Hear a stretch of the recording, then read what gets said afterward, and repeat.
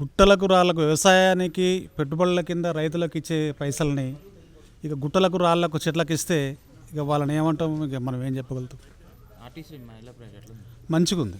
వాళ్ళు చాలా సంతోషంగా, వాళ్ళకు ఆధార్ కార్డు చేతులు ఉంటే చాలు ప్రయాణం ఈజీగా చేయగలుగుతారు. మంచిగా ఉంది.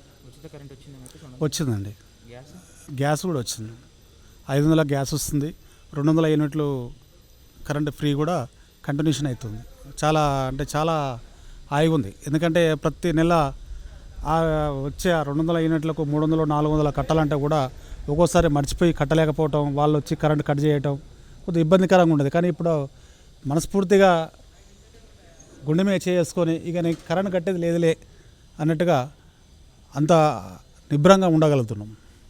మంచిగా ఉంది. ఇక వాళ్ళు ప్రతిపక్ష నాయకుడు అంటే వాళ్ళు తిట్టాలి, వాళ్ళకి అదే పని. ఆ తిట్టేది కూడా చదవగానే ఇంట్లో ఉంటుంటారు. వాళ్ళు ఏం చేయగలుగుతారు?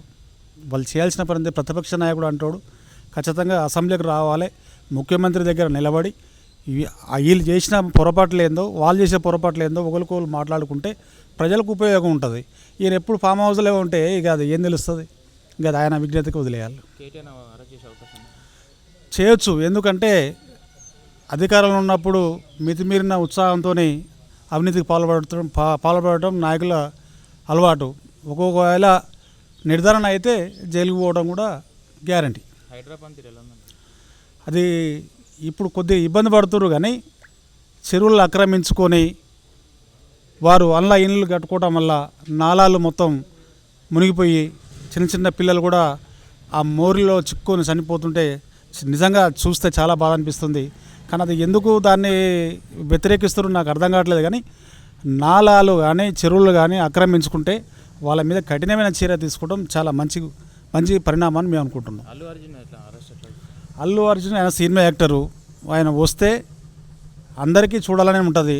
ఆ తొక్కిసలాటలో ప్రాణం పోయేంత పరిస్థితి రాకుండా చూసుకోవాల్సిన బాధ్యత అటు